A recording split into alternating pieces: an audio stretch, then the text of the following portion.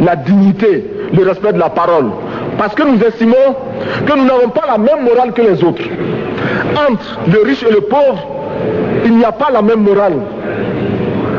La Bible, le Coran, ne peut pas servir de la même manière celui qui exploite le peuple et celui qui est exploité. Il faudrait alors qu'il y ait 2 éditions de la Bible et 2 éditions du Coran.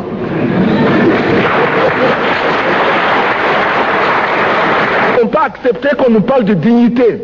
Nous ne pouvons pas accepter que l'on nous parle de mérite de ceux qui payent et de perte de confiance vis-à-vis de ceux qui ne paieraient pas. Nous devons au contraire dire que c'est normal aujourd'hui. Nous devons au contraire reconnaître que les plus grands voleurs sont les plus riches. Un pauvre, quand il vole, ne commet qu'un larcin ou une peccadille, tout juste pour survivre par nécessité. Les riches, ce sont eux qui volent le fisc, les douanes et qui exploitent le peuple. Monsieur le Président, ma proposition ne vise pas simplement à provoquer ou à faire du spectacle. Je voudrais dire ce que chacun de nous pense et souhaite. Qui ici ne souhaite pas que la dette soit purement et simplement effacée? Celui qui ne le souhaite pas, il peut sortir, prendre son avion et aller tout de suite à la Banque mondiale payer. Tous nous souhaitons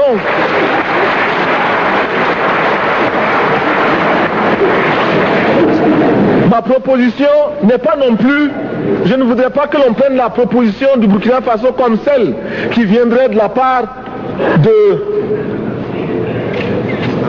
de jeunes sans maturité, sans expérience. Je ne voudrais pas non plus que l'on pense qu'il n'y a que les révolutionnaires à parler de cette façon. Je voudrais que l'on admette que c'est simplement l'objectivité et l'obligation. Et je peux citer dans les exemples de ceux qui ont dit de ne pas payer la dette, des révolutionnaires comme des non-révolutionnaires, des jeunes comme des vieux. Je citerai par exemple, Fidel Castro a déjà dit de ne pas payer. Il n'a pas mon âge, même s'il est révolutionnaire. Mais je pourrais citer également François Mitterrand, qui a dit que les pays africains ne peuvent pas payer, les pays pauvres ne peuvent pas. Je pourrais citer Madame le Premier ministre. Je ne connais pas son âge et je m'en voudrais de le lui demander.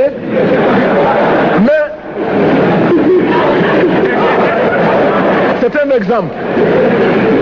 Je voudrais citer également le président Félix Houphouët-Boigny. Il n'a pas mon âge. Cependant, il a déclaré officiellement, publiquement, qu'au moins pour ce qui concerne son pays, la Côte d'Ivoire ne peut pas payer. Or, la Côte d'Ivoire est classée parmi les pays les plus aisés d'Afrique, au moins d'Afrique francophone.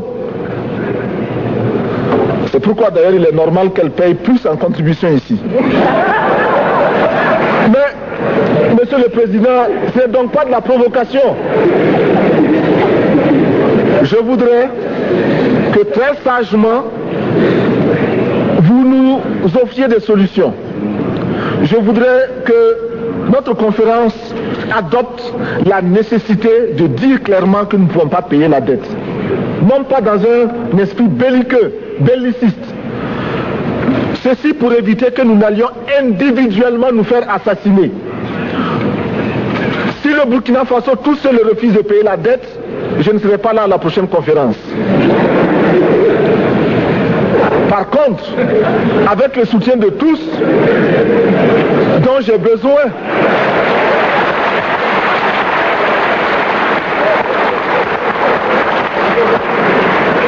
avec le soutien de tous, nous pourrons éviter de payer. Et en évitant de payer, nous pourrons à notre développement. Et je voudrais terminer en disant, chaque fois qu'un pays africain achète une arme, c'est contre un Africain. Ce n'est pas contre un Européen. Ce n'est pas contre un Asiatique. C'est contre un Africain. Par conséquent, nous devons également, dans la lancée de la résolution de la question de la dette, trouver une solution au problème de l'armement. Je suis militaire et je porte une arme. Mais Monsieur le Président, je voudrais que nous nous désarmions. Parce que moi, je porte l'unique arme que je possède et d'autres ont camouflé les armes qu'ils ont.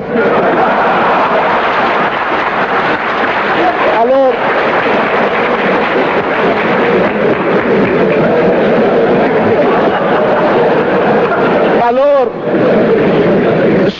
chers frères, avec le soutien de tous,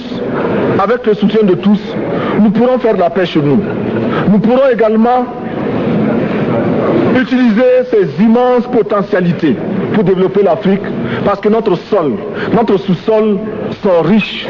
Nous avons suffisamment de bras et nous avons un marché immense, très vaste, du nord au sud, de l'est à l'ouest. Nous avons suffisamment de capacités intellectuelles pour créer, ou tout au moins prendre la technologie et la science partout où nous pourrons les trouver.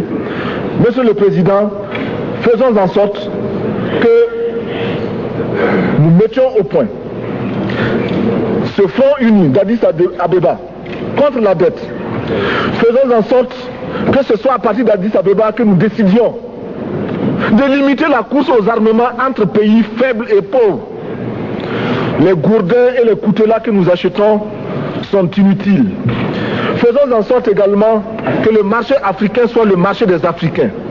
Produire en Afrique, transformer en Afrique et consommer en Afrique. Produisons ce dont nous avons besoin et consommons ce que nous produisons au lieu d'importer. Le Burkina Faso est venu vous exposer ici la cotonnade produite au Burkina Faso, tissée au Burkina Faso, cousue au Burkina Faso pour habiller les Burkinabés. Ma délégation et moi-même, nous sommes habillés par nos tisserands, nos paysans. Il n'y a pas un seul fil qui vienne de l'Europe ou de l'Amérique. Je ne fais pas un défilé de mode, mais je voudrais simplement dire que nous devons accepter de vivre africain. C'est la seule façon de vivre libre et de vivre digne. Je vous remercie, Monsieur le Président. La patrie ou la mort, nous vaincrons.